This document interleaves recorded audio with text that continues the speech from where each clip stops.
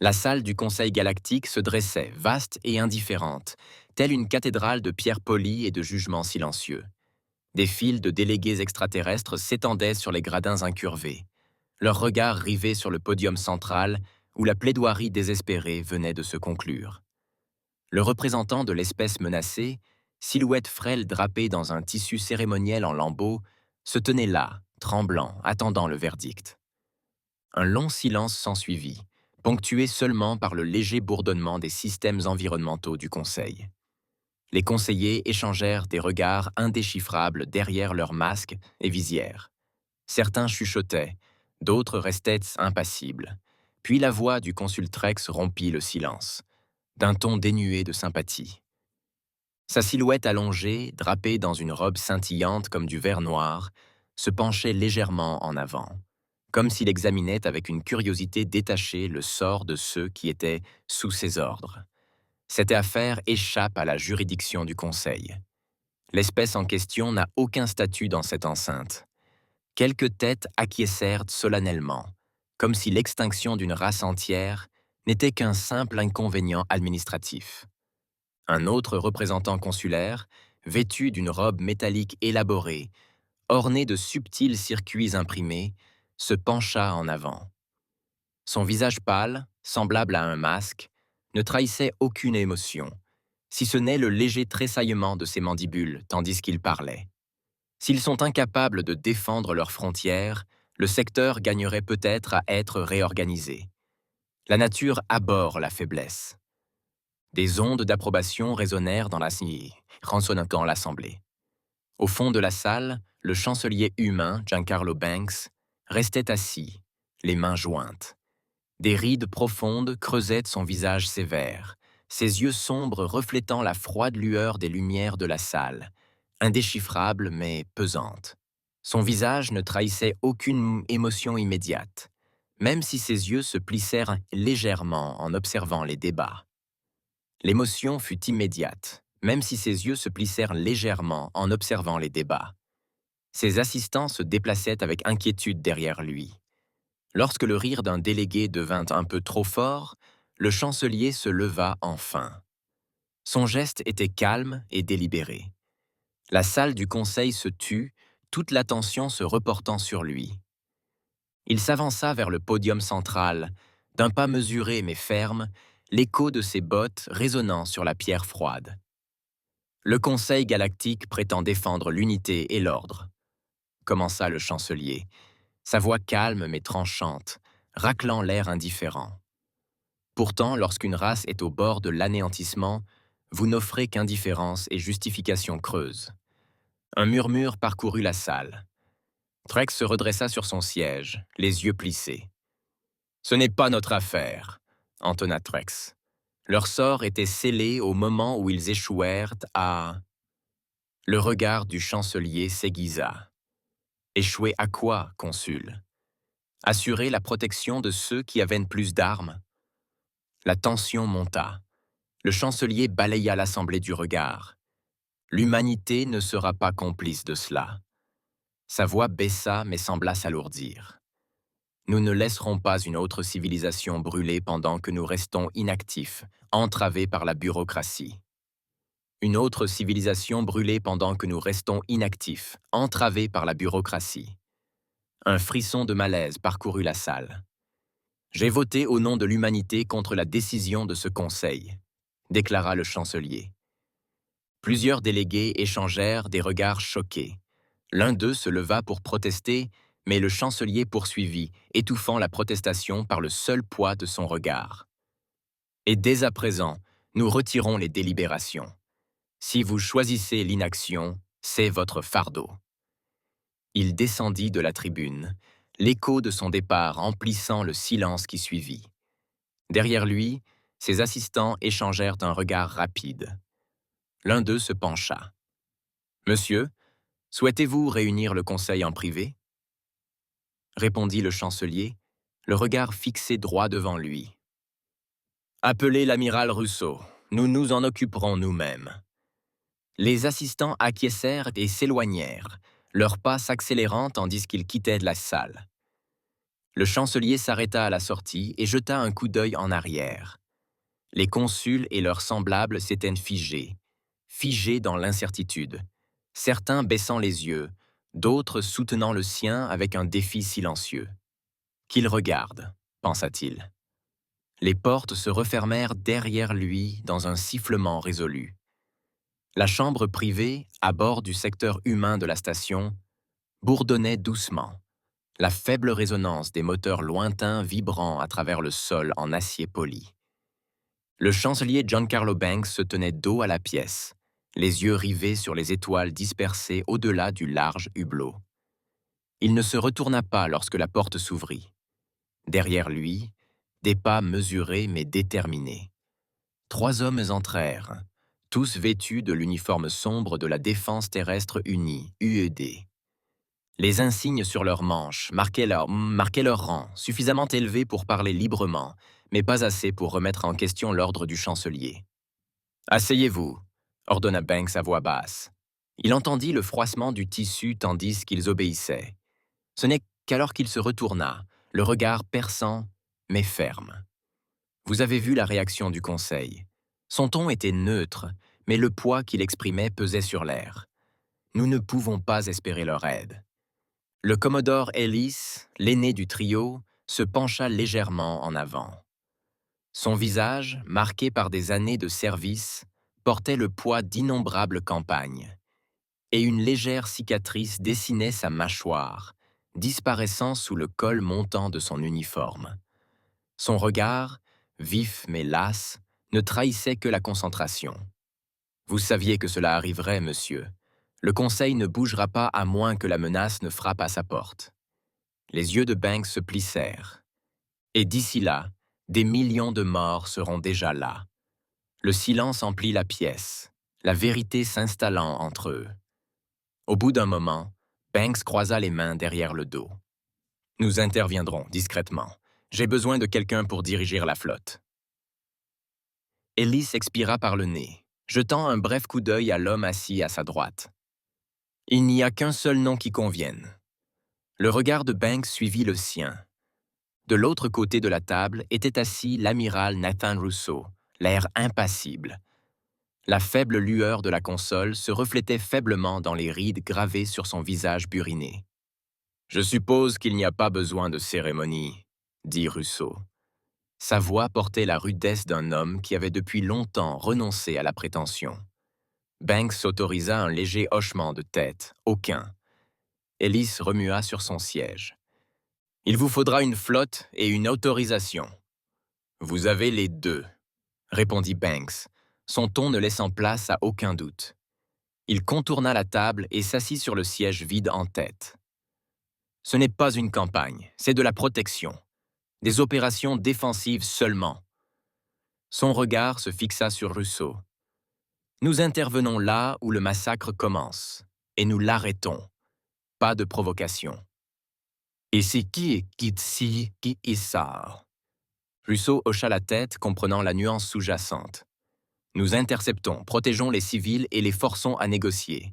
Rien de plus. »« Exact. » Les doigts de Banks tapotèrent de l'accoudoir. « Je veux une flotte spéciale. Petite, mais performante.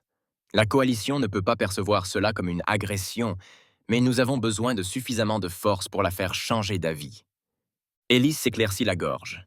« Je ferai préparer une liste des navires disponibles d'ici 1 heure. » Rousseau lui jeta un regard en coin. « 21 minutes, ça va ?» Le commodore haussa les sourcils, mais il acquiesça et se leva doucement de sa chaise. L'officier restant le suivit, le saluant silencieusement avant de partir, laissant Rousseau et Banks seuls dans la pièce faiblement éclairée. Pendant un long moment, aucun des deux ne parla. Les étoiles continuèrent leur observation indifférente. Pendant un long moment, aucun des deux ne parla. Les étoiles continuèrent leur observation indifférente. Enfin, Banks. Finalement, Banks se pencha en avant, posant ses coudes sur la table. Son regard s'adoucit un bref instant, comme s'il se remémorait une histoire non racontée. « Il te faudra des hommes qui comprennent la retenue. Nathan. » Je ne peux pas laisser ça tourner à la guerre ouverte. Tu nous as déjà tirés du gouffre. Recommence. Le regard de Russo s'adoucit pour la première fois ce soir-là. Je sais qui en est. Banks laissa passer une vague de confiance entre eux. Prends le bastion de l'UES comme vaisseau amiral. Il est en cale sèche, mais son équipage est prêt. Russo se leva, sa chaise raclant légèrement le sol. Nous partirons avant que le conseil ait fini de discuter. Banks expira lentement en hochant la tête. Ramène-les à la maison, Nathan. Je ramènerai qui je pourrai. Russo partit sans cérémonie. Les membres de l'équipage étaient alignés sur les passerelles, observant silencieusement, le regard fixé sur les navires en partance. Nombre d'entre eux avaient déjà servi sous les ordres de Russo, et bien qu'aucun mot ne fût échangé, leur salut résonna dans le silence du hangar. Même ceux restés sur place comprenaient que ce qui les attendait laisserait une trace dans chaque âme à bord. Sur la passerelle, Russo observait les écrans d'affichage clignoter tandis que les navires avoisinants répondaient aux ordres silencieux de départ de la flotte. Autour de lui, l'équipage opérait avec précision, naviguant du bastingage vers l'espace libre. Le navire était mince mais bien armé, sa coque portant les cicatrices subtiles des combats passés, chacune marquant une leçon apprise, un prix payé. Le commandant en second de Russo, le commandant Holden, s'approcha depuis le terminal de communication. Ses cheveux courts et son maintien rigide témoignaient de ses années de déploiement en première ligne, d'un homme qui traitait chaque ordre comme un absolu. Monsieur, les autres navires se mettent en formation. 4 corvettes, 2 frégates et un transporteur de ravitaillement, sélectionnés pour leur rapidité de déploiement et leur adaptabilité, seront en formation complète d'ici 1 heure. Les yeux de Russo restèrent fixés sur le hublot. Les étoiles devant nous dérivaient paresseusement, tandis que la flotte se mettait en position. Parfait. Continuez à avancer silencieusement jusqu'à ce que nous franchissions la balise extérieure. Holden hésita. Et s'ils engageaient un combat avant notre arrivée? Le regard de Russo ne vacilla pas. Puis nous les séparerons jusqu'à ce qu'ils s'immobilisent.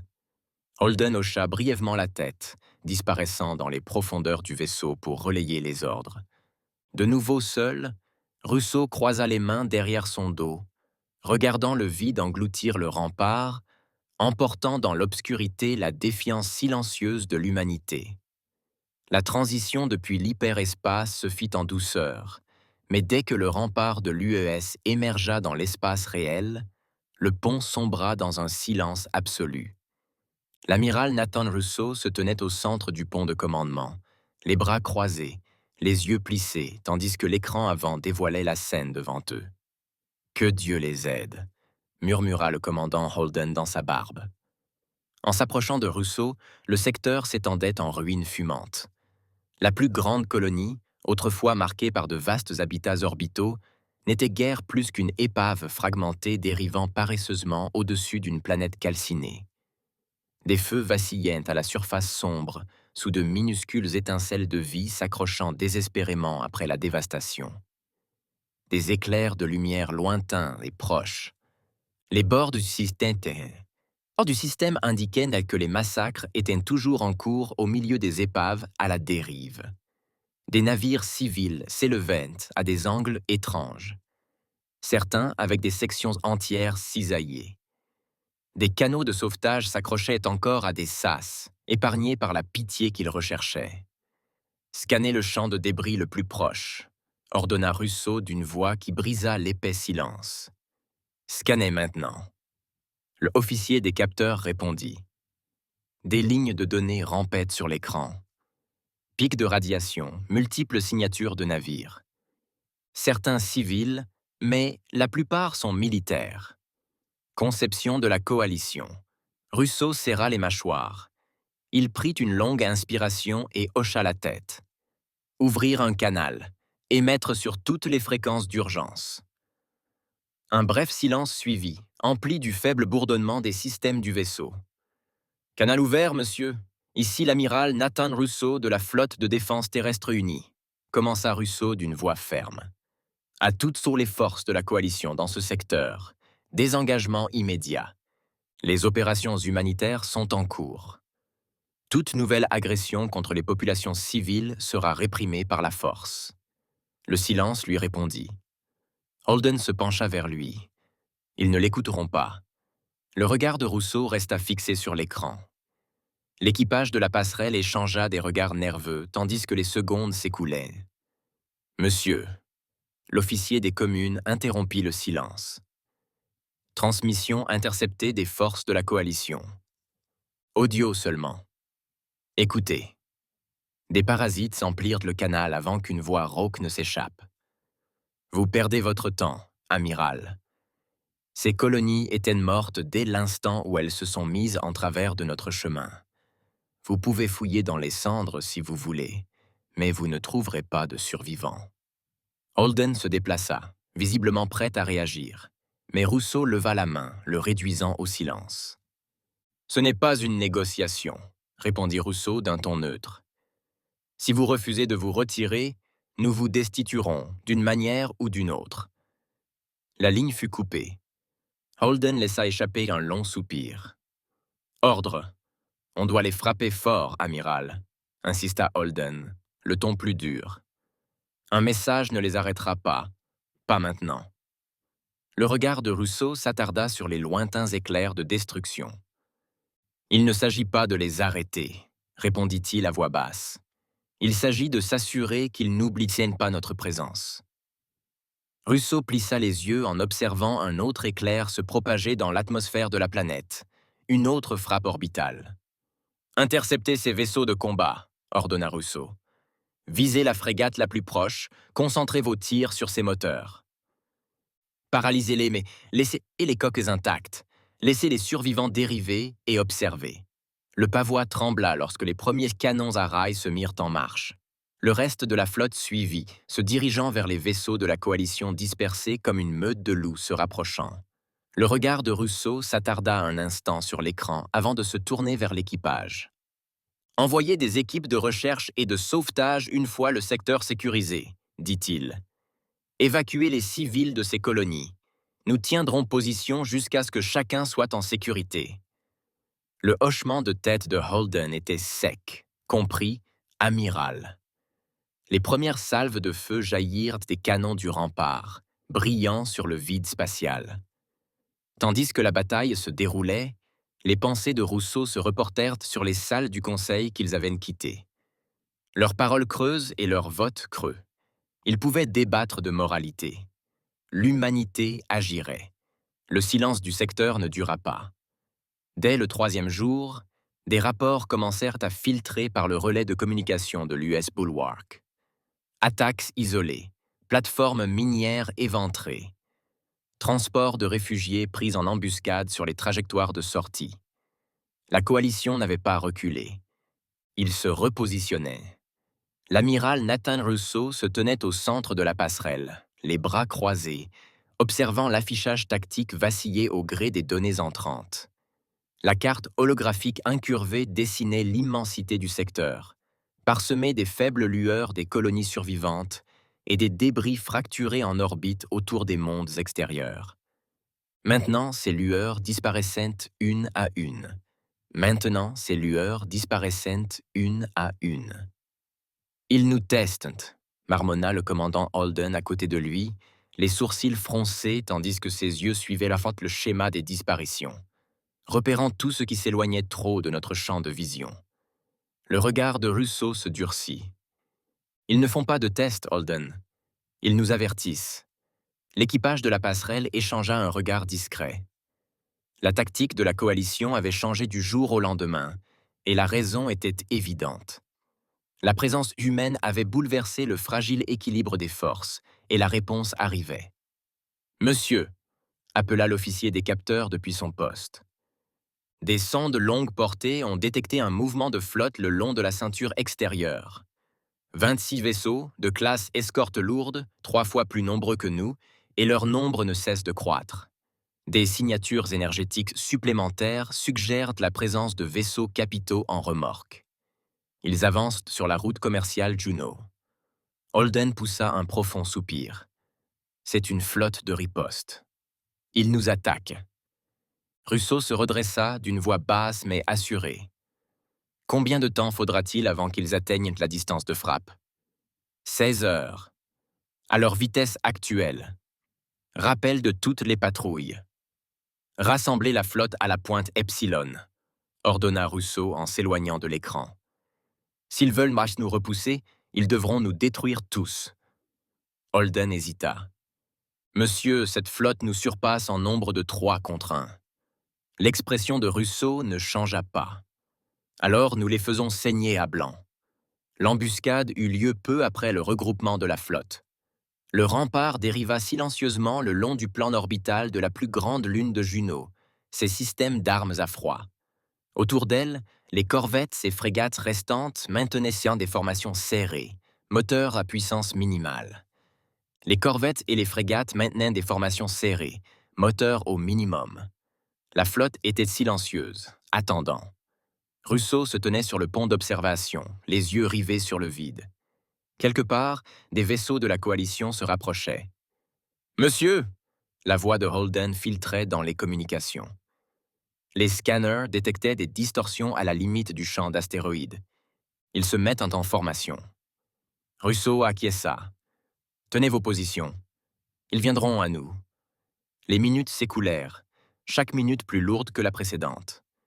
Lorsque les navires de la coalition émergèrent enfin, ils le firent par vagues calculées. La formation de tête s'élança, flanquée de petits intercepteurs qui dérivaient comme des vautours autour des croiseurs plus imposants. Le regard de Russo se rétrécit. Ils essayaient de nous débusquer. Déployer les leurs. Holden relaya l'ordre, et quelques instants plus tard, 3 cargos de ravitaillement modifiés se détachèrent de la formation, leur signature moteur explosant tandis qu'ils dérivaient dans l'espace. Ils ne survivraient pas longtemps, mais ce n'était pas nécessaire. Les navires de la coalition ajustèrent immédiatement leur cap, leurs intercepteurs fonçant droit devant. « Attendez », murmura Russo en observant l'écran tactique. Les intercepteurs accélérèrent, creusant la distance entre eux et la flotte principale. Maintenant, pleine puissance. Tous les navires, engagés, à mon signal. Les moteurs du pavois rugirent, ces canons avant illuminant l'obscurité en crachant des jets de tungstène sur les navires en approche. L'intercepteur de tête a explosé, se brisant en fragments fondus qui se sont dispersés à travers la formation. Le deuxième navire a viré brusquement pour éviter les débris, mais pas avant d'avoir perdu une partie de son aile tribord dans l'explosion en cascade derrière lui. Les frégates de la coalition se sont dispersées, se bousculant pour se recalibrer sous l'assaut inattendu. La flotte a suivi. Les corvettes se sont faufilées entre les frégates de la coalition, délivrant des frappes de précision aux moteurs et aux baies d'armes. Les frégates déchaînèrent leurs bordées, fracassant les boucliers jusqu'à ce qu'ils vacillent et s'effondrent. Russo ne quitta pas l'écran des yeux. Viser leurs vaisseaux de soutien. Paralyser la logistique.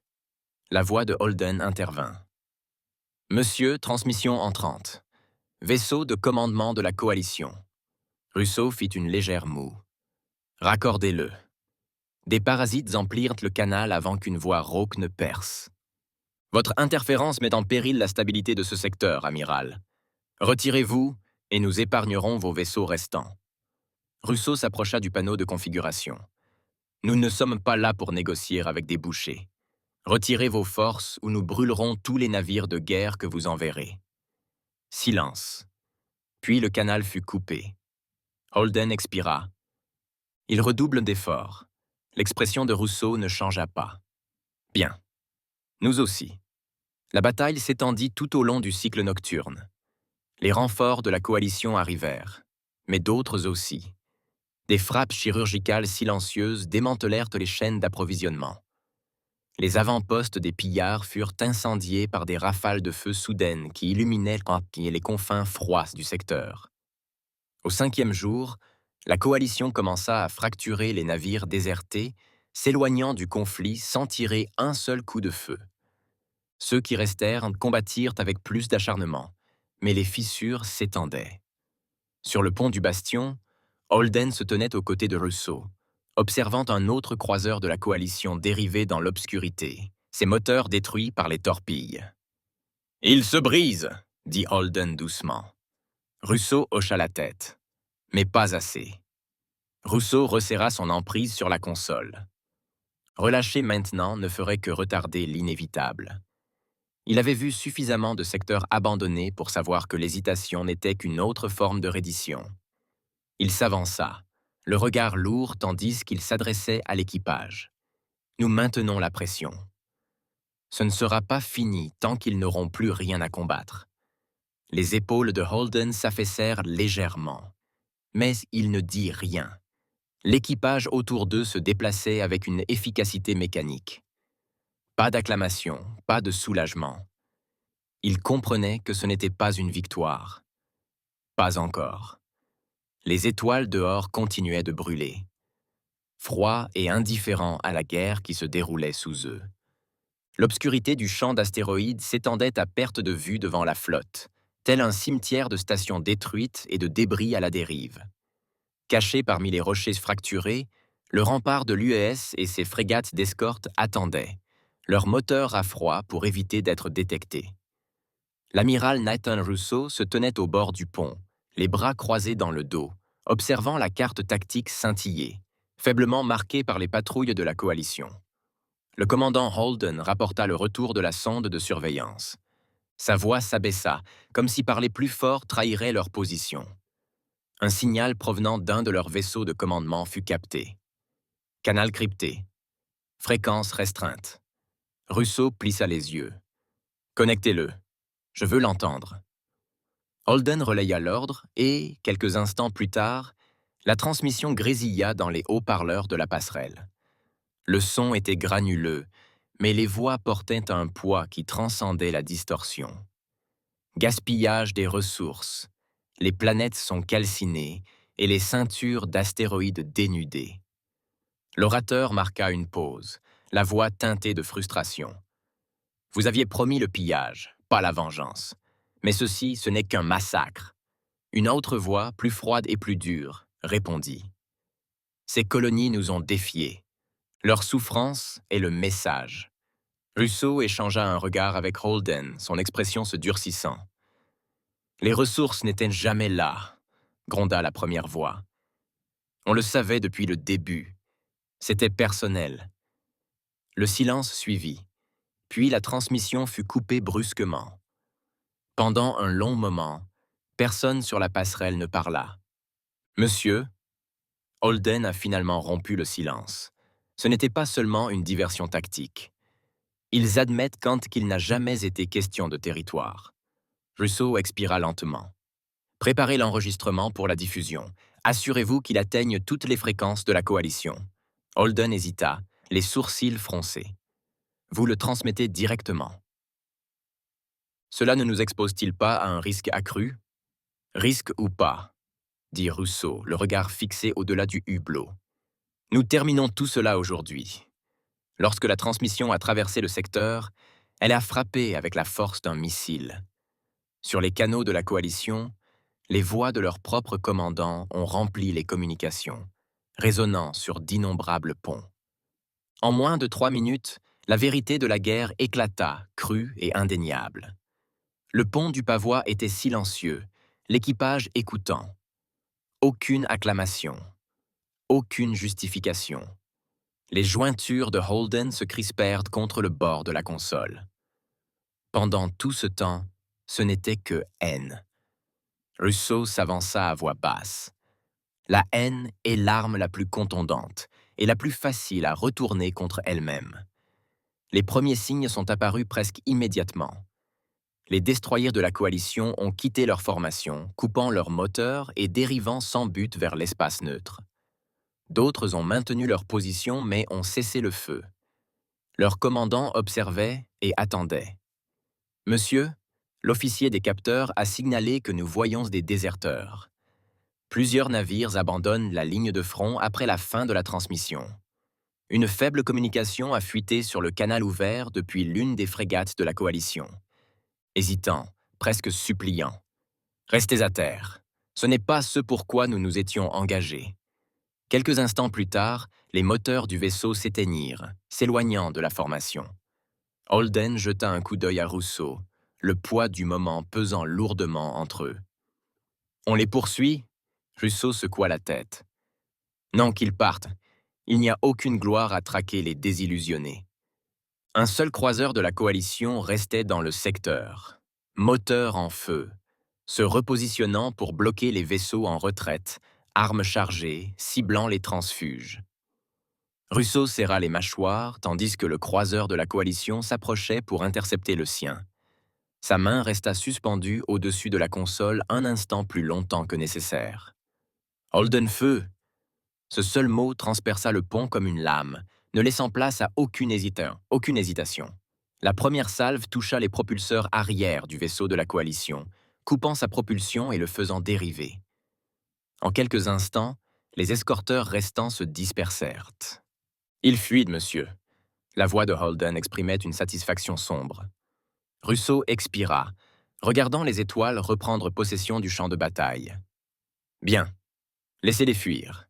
On en a assez fait. » Il recula, le poids du commandement plus lourd que jamais, mais pour la première fois, il sentit le vent tourner. Non pas par supériorité militaire, mais par l'arme la plus simple que l'humanité ait jamais utilisée. La vérité. Les conséquences de la transmission persistèrent dans le silence de la passerelle. Les étoiles au-delà du hublot scintillaient indifféremment, mais la tension dans l'air était palpable. L'amiral Nathan Rousseau se tenait debout, les mains jointes dans le dos, les yeux rivés sur l'écran tactique tandis que de nouvelles données arrivaient. « Monsieur », la voix du commandant Holden rompit le silence. « Nous suivons plusieurs navires de la coalition qui changent de cap. 3 croiseurs lourds et 2 frégates se retirent du front. Rien n'indique qu'ils se regroupent. Le regard de Rousseau restait fixe. Ils ont fini de se battre. » Holden expira doucement. « Ça se propage, amiral. Nous captons de nouveaux signaux. De plus petites factions s'éloignent. Un de leurs vaisseaux de soutien vient de signaler les coordonnées d'un repli d'urgence. »« Il ne nous concerne pas, » répondit Rousseau, même si son ton s'adoucit légèrement. « Laissez-les filer. » L'écran vacilla tandis que les vaisseaux disparaissaient de la grille, mais pas tous. Un dense amas de signatures hostiles se tenait au-delà du champ d'astéroïdes. Celles qui subsistaient brillaient plus intensément, formant des formations plus serrées. Holden étudia l'affichage tactique en fronçant les sourcils. Certains résistent. Des renforts venus des systèmes centraux avancent. Les lèvres de Rousseau se pincèrent. Fanatique. La coalition ne se désintégrait pas aussi proprement qu'il l'espérait. Certains commandants, poussés par la haine ou la peur de montrer leur faiblesse, ne reculaient pas. Au contraire, ils avançaient. « Envoyez un message général », ordonna Rousseau, « à tous les navires qui se sont désengagés ou envisagent de se retirer. » Holden hocha la tête et activa les communications. Canal ouvert, amiral.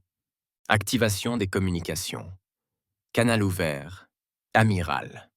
Rousseau prit une inspiration et s'approcha du panneau de communication. Sa voix, calme mais ferme, résonna sur les canaux ouverts. À ceux qui ont choisi de laisser cette guerre derrière eux, maintenez le cap. Nous ne cherchons pas à provoquer de nouveaux conflits. Si vous ne pouvez pas nous soutenir, restez à l'écart. Que cela s'arrête ici. Il fit signe à Holden de couper la transmission. Ils écouteront, dit doucement Rousseau, sans savoir si cette promesse était destinée à Holden ou à lui-même. La réponse arriva des heures plus tard, non pas en paroles, mais en actes. Un à un, des convois civils apparurent le long des balises extérieures du secteur, sillonnant sans encombre des couloirs jusque-là disputés. Les escortes de la coalition, épuisées et dévastées, les encadrèrent sans tirer un seul coup de feu. « Monsieur, nous recevons des signatures de cargaison non identifiées, » rapporta Holden. « Aucune identification, mais elles correspondent aux navires de ravitaillement de la coalition. Ils sont en approche, » dit Rousseau en haussant un sourcil. « Scanners, fournitures humanitaires, matériel médical, Ration et matériaux de construction. Russo hocha lentement la tête. Réparation silencieuse. Ils essaient de sauver la face. Holden eut un sourire narquois. Je prendrai ce que je peux. Malgré les petites victoires, les forces principales de la coalition restèrent retranchées et leur formation autour des principales colonies ne fit que se consolider. Ils ne rompent pas leur formation, remarqua Holden d'un air sombre. Ils ne le feront pas, répondit Rousseau. Pas tous. L'émission provoqua la première défection ouverte. Un croiseur léger, le Craven's Edge, coupa les communications avec le vaisseau amiral de la coalition et pénétra dans l'espace contrôlé par les humains sans provocation. Son commandant, un vétéran aguerri nommé Arlan Voss, transmit un bref message avant de s'amarrer au bastion de l'UES. « Ils se vident de leur sang. Amiral, dit Voss lors du débriefing à huis clos.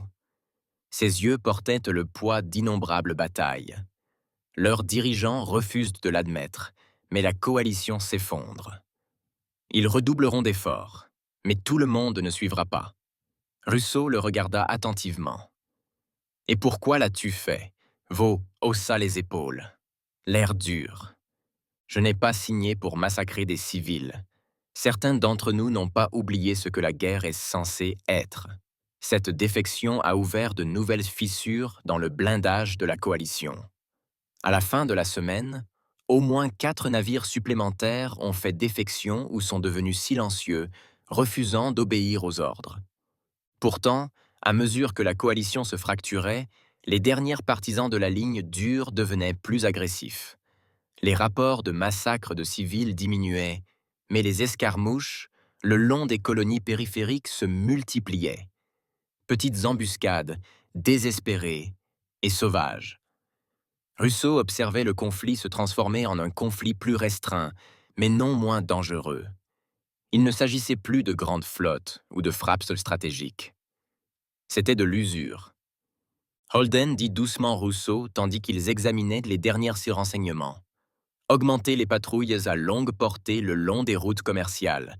S'ils ne parviennent pas à nous vaincre par le nombre, ils tenteront de nous saigner à blanc. Oui, monsieur. Rousseau resta longtemps au hublot après le départ de Holden, observant les étoiles vides. La coalition se désintégrait, mais la guerre n'était pas terminée, pas encore. Mais pour la première fois, Rousseau vit les fissures s'élargir, ce qui lui permit de poursuivre son avancée. La lueur lointaine du dernier bastion de la coalition miroitait sur le fond noir de l'espace. Depuis la passerelle du rempart de l'UES, l'amiral Nathan Rousseau observait la silhouette de la station apparaître, entourée des débris des escorteurs détruits et des plateformes de défense paralysées. « C'est leur dernier bastion », dit le commandant Holden, debout à la gauche de Rousseau. Les scans montrent de lourdes fortifications, des batteries de surface, des plateformes de torpilles et des générateurs de boucliers dans tous les secteurs principaux. Rousseau plissa les yeux, scrutant les motifs défensifs qui clignotaient sur l'écran creux. La station était une forteresse, mais elle se tenait seule. Les flottes principales de la coalition avaient disparu, déserteurs ou transfuges, ne laissant derrière eux que les fanatiques. Ils se sont retranchés, poursuivit Holden d'un ton sombre. Ils savent ce qui les attend. Prévenez-les, répondit Rousseau d'un ton neutre. Déployez la flotte de manière à paraître dispersée, mais prête à se resserrer. Laissez une petite brèche. Laissez-les croire qu'ils peuvent s'échapper. Quand ils arriveront, nous la refermerons derrière eux. L'équipage de la passerelle se déplaçait avec précision, donnant des ordres silencieux via des panneaux de contrôle clignotants. Le rempart dérivait vers l'avant, entraînant un groupe de navires alliés, de frégates, de corvettes et de croiseurs de la coalition désertée, désormais équipés de transpondeurs UED. Ils manœuvrèrent en formation, formant un nœud coulant autour de la station isolée. Le temps que le réseau de défense de la station soit pleinement opérationnel, le piège était déjà refermé. La station de la coalition émettait, rapporta l'officier des communications. Signal crypté, mais aucune demande. C'est parasité. Le cryptage en arrière-plan est brouillé. Holden haussa un sourcil. Ils ne demandent pas d'aide, ils savent que personne ne vient, répondit Russo. Il s'avança, les bras croisés dans le dos. Connectez-moi à leur poste de commandement. Quelques secondes plus tard, l'écran central s'illumina. Le visage déformé du commandant Draxil occupait l'écran, encadré par des lumières de contrôle clignotantes derrière lui. Son visage portait le poids de l'épuisement, mais ses yeux brûlaient de défi. Ici l'amiral Nathan Russo, de la flotte de défense terrestre unie, commença Russo d'une voix calme mais posée. Votre coalition est tombée. Les flottes qui vous défendaient autrefois ont fui ou nous ont rejoints. Vous êtes seuls. Le regard de l'alien s'aiguisa. Nous ne nous rendrons pas. Si l'humanité pense pouvoir nous anéantir, vous vous trompez. Russo ne broncha pas. Je ne suis pas là pour vous anéantir. Je suis là pour mettre fin à tout ça. Baissez vos boucliers, coupez vos armes, et nous assurerons la sécurité de vos civils. Résistez, et personne ne partira. Le silence s'étendit de l'autre côté du canal. Le regard de l'alien hésita un instant avant de se durcir à nouveau. Nous préférerions mourir ici plutôt que de nous agenouiller sur terre. L'écran s'éteignit. Holden expira brusquement, la tension s'emparant de l'air. C'est non. Russo se redressa. Renforcer le blocus. Commencer un bombardement à longue portée de leurs défenses extérieures, lent et précis, sans pertes inutiles. Les canons du rempart s'activèrent, tirant des balles scintillantes dans le vide. Les premiers impacts fusèrent contre le blindage extérieur de la station, des éclats de lumière ondulants se répandant sur sa coque. Une à une, les tourelles de défense extérieure s'affaiblirent, englouties par des explosions qui vacillèrent et s'éteignirent en silence. « Ils retiennent le feu », remarqua Holden d'une voix plus basse. « Ils ne ripostent même pas. »« Ils savent mieux que quiconque », répondit Russo. Ses yeux restèrent rivés sur l'écran, observant la station s'enfoncer progressivement dans l'isolement. Mais plus ils attendent, plus ils s'affaiblissent. Alors que le bombardement se poursuivait, aucun signal ne parvenait de la station. Le siège avait commencé, et Russo savait que ce n'était qu'une question de temps avant que le poids de l'isolement ne les brise. Le siège en était à son 2e jour lorsque les premières secousses de la résistance de la coalition troublèrent sur le calme. Les capteurs du rempart de l'UES enregistrèrent la soudaine poussée de signatures thermiques provenant du côté obscur de la station. « Le décollage !» annonça le commandant Holden, les yeux rivés sur l'écran tactique. Plusieurs escadres d'attaque, chasseurs et bombardiers, croiseurs en mouvement pour les intercepter. L'amiral Nathan Russo ne broncha pas. Son regard suivit les triangles rouges clignotants qui se dirigeaient vers leur position. « Qu'ils arrivent !» dit Russo à voix basse. « Ordonnez à tous les navires de se mettre en position défensive. Maintenez des formations serrées.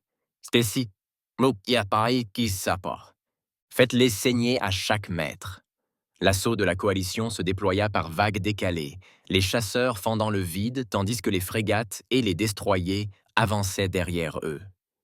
Les batteries avancées du rempart rugirent, déchirant la première ligne d'intercepteurs. Mais d'autres s'y pressèrent. « Concentrez votre feu sur leurs croiseurs de tête », ordonna Russo, les yeux plissés tandis que le plus gros vaisseau se rapprochait. « Coupez leur progression ». Les canons électriques de la flotte se verrouillèrent sur le croiseur, des éclairs brillants fusant le long de sa coque tandis que des frappes coordonnées déchiraient son blindage. Les vaisseaux de la coalition titubèrent, évacuant l'atmosphère, mais continuèrent sur leur route. « Ils sont désespérés », marmonna Holden en nous lançant tout ce qu'il pouvait. Les lèvres de Russo se pincèrent. Le désespoir les rend dangereux. Restez vigilants. L'affrontement s'intensifia, le rempart se faufilant à travers des tirs de plasma tandis que les frégates alliées encerclaient et attaquaient depuis leur position de flanc. Une corvette s'enflamma, éventrée par les torpilles, mais la ligne tint bon. Alors que la coalition redoublait d'efforts, le piège commença à se refermer. Rousseau ordonna, serrant le bord de la console, d'envoyer un signal à la flotte secondaire, de les encercler et de les encercler.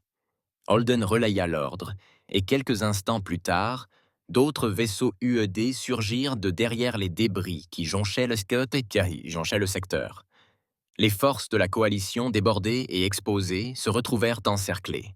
« Coupez-leur la retraite, forcez-les à se diriger vers la station », dit Rousseau, les yeux rivés sur les espaces de plus en plus petits dans leur formation. « On en finit ici. » La contre-attaque coordonnée repoussa les vaisseaux survivants de la coalition vers leur forteresse. Rousseau s'avança tandis que la station occupait l'écran. « Commandant, préparez les équipes d'assaut, » dit Rousseau. « Nous abordons cette station, » cligna Holden. « Monsieur, leur défense, elles sont fracturées, » interrompit Rousseau. « Nous attaquons leurs réacteurs et mettons fin à tout. » Les équipes d'abordage se lancèrent sous le couvert d'un bombardement soutenu. Comme Rousseau l'avait anticipé, les défenses de la coalition s'effondrèrent sous la pression. Les tourelles automatisées vacillèrent et s'éteignirent tandis que les équipes d'intervention perçaient la coque extérieure. À l'intérieur de la station, les couloirs s'embrasaient de lumières d'urgence vacillantes tandis que les forces de Rousseau avançaient. La chambre Rita se profilait devant eux, mais la résistance s'intensifiait à mesure qu'ils s'approchèrent du cœur. « Poussez !» ordonna Rousseau d'une voix froide dans les communications. « Ils ne tiendront pas. » Sa prédiction se révéla exacte. Les défenseurs vacillèrent tandis que les humains avançaient sans relâche. Quelques minutes plus tard, les hommes de Rousseau se tenaient devant le terminal de contrôle du réacteur. « Faites exploser les sécurités !» ordonna Rousseau. « Détonation !» confirma Holden, une note de satisfaction sombre dans la voix. Rousseau regarda le compte à rebours défiler sur la console. Il ne détourna pas le regard tandis que le réacteur pulsait, comme pour donner un dernier souffle à la station. « Nous avons fait ce que nous devions faire », pensa-t-il, mais la douleur dans sa poitrine persistait. C'était une victoire, mais elle avait eu un prix qu'aucun d'entre eux n'oublierait. Alors que les équipes d'intervention évacuaient, la station trembla. Un grondement sourd secoua le vide tandis que le réacteur surchargeait, embrasant la structure de l'intérieur. Le dernier bastion de la coalition explosa dans une explosion silencieuse de feu et de lumière.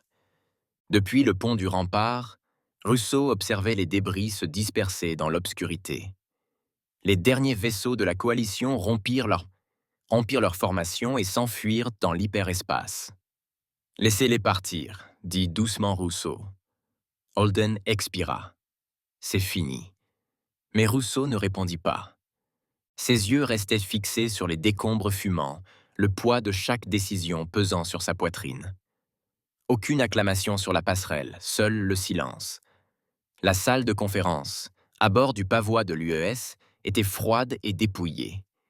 Une longue table s'étendait en son centre, flanquée de rares chaises à moitié vides. Une poignée de représentants de la coalition entraient lentement, l'air tiré et distant. Ils entrèrent lentement, le visage tiré et distant. Les cicatrices de la dernière bataille étaient visibles. Même là, les uniformes effilochés, l'épuisement les recouvrant comme un manteau.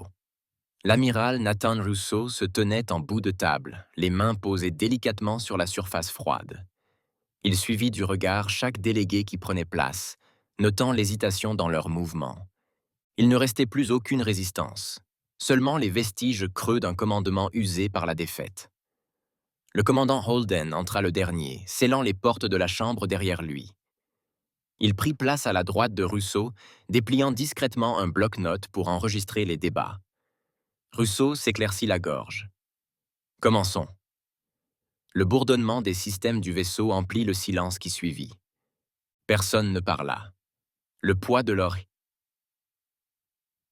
échec collectif flottait dans l'air, comme si le reconnaître à voix haute allait briser le fragile cessez-le-feu. Rousseau laissa le silence s'étirer, observant les délégués rassemblés s'agiter, mal à l'aise. Finalement, l'un des représentants extraterrestres, le consul d'Arik, un ancien aux traits allongés et aux yeux ambrés profonds, la peau gris pâle avec de subtiles crêtes sur le cuir chevelu, se pencha en avant. Quelles conditions exigez-vous, amiral? Demanda Darrick d'une voix rauque et teintée de résignation. Rousseau se redressa. Aucune exigence. Ce n'est pas une reddition. C'est une voie à suivre. Un murmure parcourut la pièce, discret mais palpable. La guerre est finie, poursuivit Rousseau d'un ton égal mais ferme. Vos extrémistes ont combattu jusqu'au bout, et ils ont disparu. Ce qui reste de vos flottes est fragmenté, mais votre peuple résiste encore. Notre rôle ici est de veiller à ce que l'un des jeunes représentants, le consul de Varne, petit et trapu, aux écailles bleues durcies et aux yeux jaunes perçants, plissa les yeux et, en échange, vous prenez le contrôle de nos systèmes. Rousseau soutint son regard sans broncher. Non, l'humanité n'occupera pas vos mondes. Nous assurerons votre protection pendant la reconstruction de vos colonies. Rien de plus. Nous sommes venus pour éviter une tragédie, pas pour étendre nos frontières. Je comprends votre hésitation, mais personne ne doit disparaître aujourd'hui. La confiance ne se reconstruit pas du jour au lendemain. La paix non plus. Le silence retomba dans la pièce, à l'exception du léger tapotement des doigts d'Holden sur le clavier. Un autre délégué, le consul Tarsik, une grande silhouette décharnée, la tête et le cou couverts d'épines rouges ternes, s'avança. Les sourcils de Rousseau se froncèrent, tandis qu'il observait Rousseau. Tu pourrais tout conquérir. Chaque monde, chaque colonie. Personne ici ne pourrait t'arrêter. L'expression de Rousseau se durcit. Ce n'est pas pour ça que nous sommes là. Holden prit enfin la parole, sa voix plus basse, mais trahissant la tension. Vous avez assez vu la guerre. Nous aussi. Ce secteur a besoin de stabilité, pas de nouvelles conquêtes. Plusieurs délégués échangèrent un regard. Pour la première fois, Rousseau vit quelque chose au-delà de la lassitude. Un espoir réticent, fragile, mais vacillant sous leur lassitude. Nous allons rédiger les termes officiels de la reconstruction, poursuivit Rousseau d'une voix calme mais résolue. L'aide humanitaire arrivera dans la semaine. Les flottes de patrouille resteront sur place jusqu'à ce que vos propres défenses soient rétablies. Après cela, le secteur s'autogouvernera. Darrick joignit les mains devant lui, hochant lentement la tête. Cela prendra du temps. Rousseau inclina la tête. Le temps est une chose que l'on peut se permettre de donner. Aucune célébration ne suivit. Ni acclamation, ni poignée de main. Un à un, les délégués se levèrent et sortirent de la salle, leurs pas lourds disparaissant dans les couloirs. L'un d'eux s'arrêta à la porte, jetant un dernier regard à Rousseau par-dessus son épaule avant de disparaître dans le couloir. Une fois le dernier d'entre eux parti, Holden éteignit le bloc de données. Il jeta un coup d'œil à Rousseau. Le silence régnait. Rousseau expira, le poids du commandement s'abattant à nouveau sur lui. La victoire n'a pas toujours besoin d'être bruyante. Holden. Parfois, le silence est la seule chose qui convienne. Holden hocha la tête et quitta la pièce sans un mot. Seul, Rousseau restait en bout de table, le regard fixé sur les chaises vides. La guerre était terminée, mais ses conséquences se répercuteraient bien au-delà du champ de bataille. Il restait un dernier devoir à accomplir. Le Conseil aurait besoin d'entendre ce qui avait été fait et ce qui avait été épargné. La salle du Conseil galactique était aussi imposante que dans les souvenirs de Nathan Rousseau. D'imposantes colonnes encadraient la salle circulaire, et de faibles rayons de lumière filtraient du haut plafond, illuminant le sol en pierre polie. Des rangées de sièges surélevés, occupés par des représentants d'innombrables mondes, formaient un demi-cercle autour du podium central. Rousseau ajusta son uniforme en montant sur la plateforme d'amarrage, le bastion de l'UES se dressant silencieusement derrière lui. Le chancelier Giancarlo Banks descendit à ses côtés, le faible bourdonnement des systèmes de la station étant le seul bruit qui les séparait. Leur retour au Conseil galactique leur parut plus lourd cette fois. Bien que la guerre fût terminée, le poids de ses conséquences les suivait. Holden les rejoignit à l'entrée du couloir principal de la gare. « Le Conseil attend, monsieur. Pas de réception officielle. » Banks eut un sourire narquois. « Je ne m'attendais pas à un tel accueil. Ils parcoururent le long chemin menant à la salle du conseil en silence, l'écho de leurs pas les suivant de près. Rousseau jeta un coup d'œil aux visages qui bordaient les chaussées de la gare. Diplomates, officiers, ouvriers, tous regardaient passer les deux hommes avec une curiosité discrète. Lorsqu'ils atteignirent la salle, les portes s'ouvrirent sans cérémonie. Le léger murmure des conversations s'éteignit lorsque les conseillers se tournèrent vers eux. Banks prit la tête, s'avançant au premier rang de l'estrade, tandis que Rousseau se tenait un demi-pas derrière lui. Au premier rang du podium, tandis que Rousseau se tenait un demi-pas derrière lui. Le regard du conseiller les scrutait, certains avec un scepticisme à peine voilé, d'autres avec curiosité, et quelques rares avec un respect réticent. Banks joignit les mains derrière son dos et laissa le silence s'éterniser avant de prendre la parole. Membre du conseil, sa voix résonna avec une autorité tranquille. Membre du conseil, sa voix résonna avec une autorité tranquille. La guerre dans le secteur extérieur est terminée. Un murmure étouffé parcourut la salle, mais Banks continua, imperturbable. Nous sommes intervenus non pas pour étendre nos frontières, mais pour empêcher l'extinction d'une espèce ciblée par ses propres voisins. Les factions extrémistes à l'origine de ce conflit ont disparu. Ce qui reste de la coalition est à la limite de la survie et de la reconstruction. Le regard de Rousseau parcourut les visages des membres du Conseil.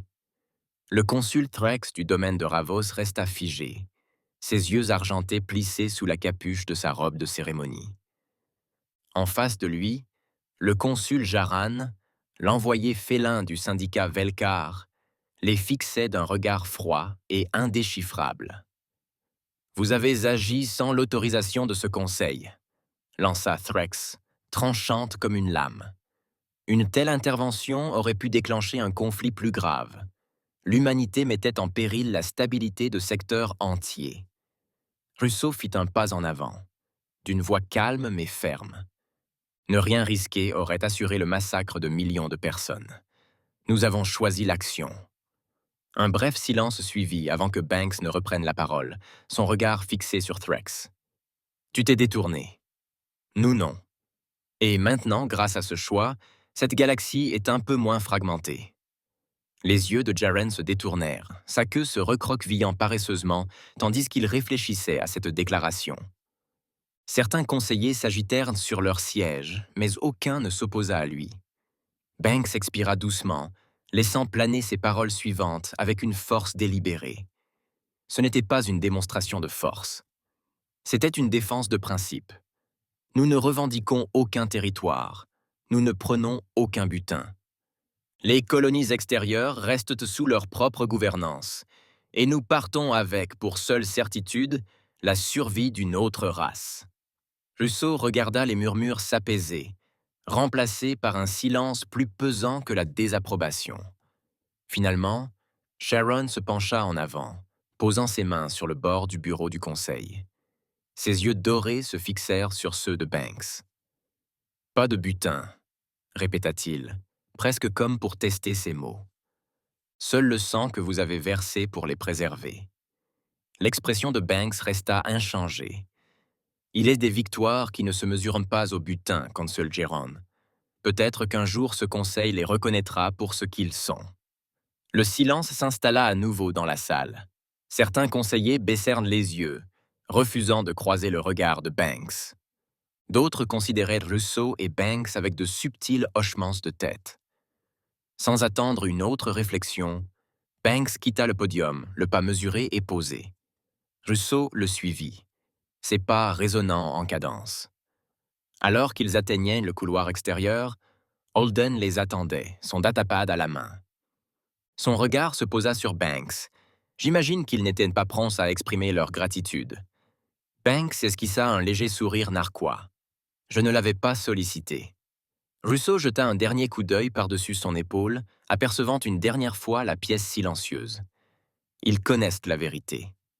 Ça suffit. Holden les rejoignit tandis qu'ils empruntaient le long chemin qui les ramenait au quai d'amarrage. Aucun applaudissement ne les suivit. Aucune cérémonie n'a marqué leur retour. Mais à leur départ, le poids sur la poitrine de Russo s'est allégé. Salut à tous! Je suis content que vous soyez arrivés jusqu'ici. J'espère que vous avez apprécié la vidéo. N'oubliez pas de cliquer sur j'aime et de vous abonner. C'est vraiment important pour la chaîne. Vraiment important. Et j'ai encore une chose pour vous. J'ai sélectionné une autre vidéo. Cliquez sur la carte ici. Ou ici pour la playlist complète. À bientôt.